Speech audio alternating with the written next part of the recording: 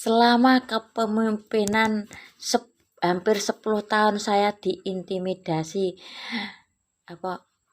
kredit di bank tidak bisa. Ya, ini sedikit kata-kata dari adik Pak Prabowo ya. Semoga saya kalau membuat video tentang Pak Prabowo ya atau orang-orang di sekitar Pak Prabowo, saya ya dikomeni dengan nada yang agak tinggi ya. Kalau ada komen nadanya tinggi, saya paham ini mesti pendukungnya Pak Prabowo ya. Katanya kok kalau waktu itu saya bikin video tentang Lek Rocky ya. Apa hak Anda gini-giniin Pak Rocky? Ya hak saya dan kewajiban saya, kalau presiden saya dihina ya saya ikut campur ya. Itu hak dan kewajiban saya sebagai rakyatnya Pak Jokowi ya. Oke, kembali lagi. Nah, ini ya. Ini story saya ya. Saya seneng dulu melewatinya ya agak napas ya, Senin Kemis ya, pontang-panting ya, seperti habis 10 botol ya, montang-manting sentoyoran ya. Ya, maksudnya begini ya. Soal kredit ya. Khususnya bank-bank milik pemerintah itu kan kalau mau jadi nasabah kan agak riwil ya, atau agak sulit ya.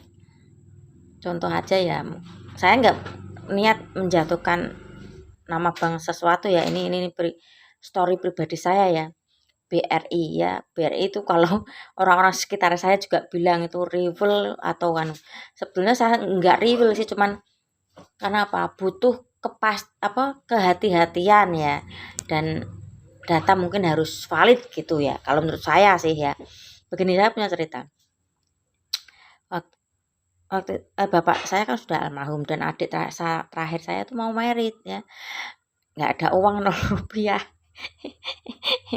Es maning ngelamar anak wong.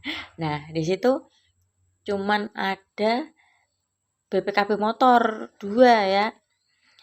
Nah, karena adik saya kan dulu blacklist ya, blacklist sama bank agak susah, terus pakai nama saya kakaknya cuman saya sama anak-anak saya tanpa suami ya, karena saya kan janda ya.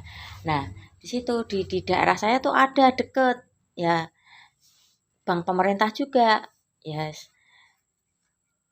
Di situ karena apa ya, nggak ada kepala rumah tangga, kerja saya cuma ngomong sama rental PS ya, tidak bisa karena mungkin pertimbangan dari bank tersebut ya, kalau takutnya nggak bisa ngangsur ya, karena saya kan mau cairkan tuh 15 juta waktu itu ya, untuk nikahan adik saya. Nggak bisa dengan pertimbangan seperti itu ya.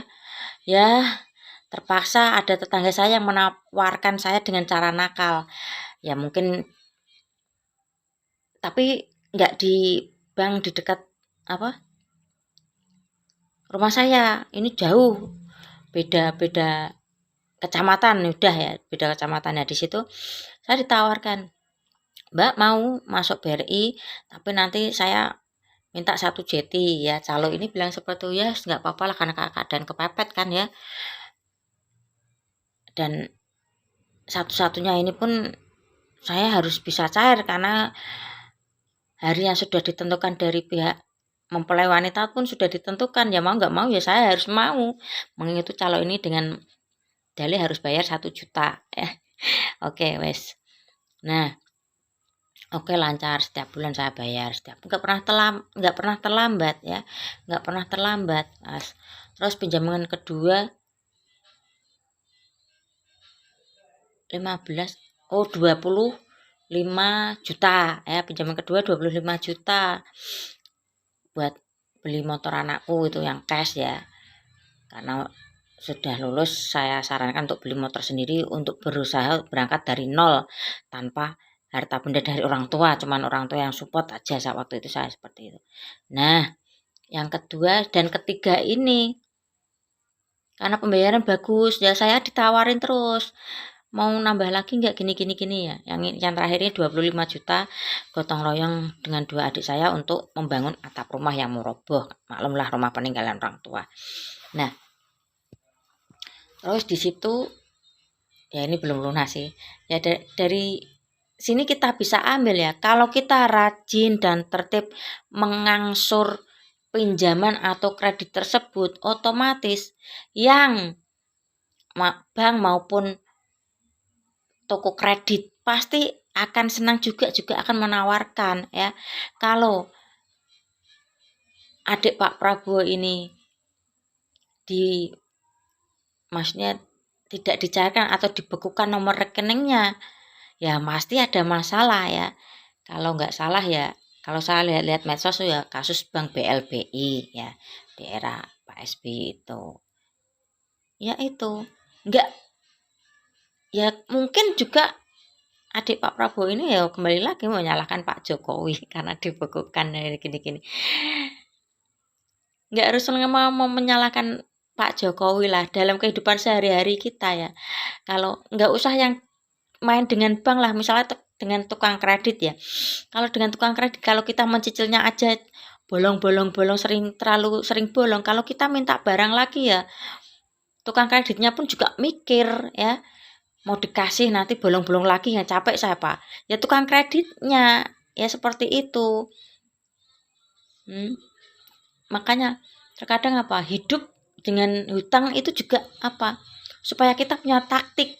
Kalau menurut saya dari dulu emang sudah main hutang ya, tergantung kita manajemen hutang itu sendiri dengan pemasukan kita itu harus bisa balance atau imbang ya, kalau menurut saya ya. Itu kalau kalian yang belum tahu dunia hutang ya pasti tetap akan mendukung adik Pak Prabowo ya, tetap menyalahkan Pak Jokowi. Dalam keseharian aja kita ya nggak main bank, tukang kredit aja itu seperti itu ya. Kalau kita lancar pasti tukang kredit menawarkan, mau ngambil apa lagi Bu, Mbak ya. Kalau kita bolong-bolong ya tukang kredit juga enggan mau menawarkan. Oke, paham ya sampai di sini ya.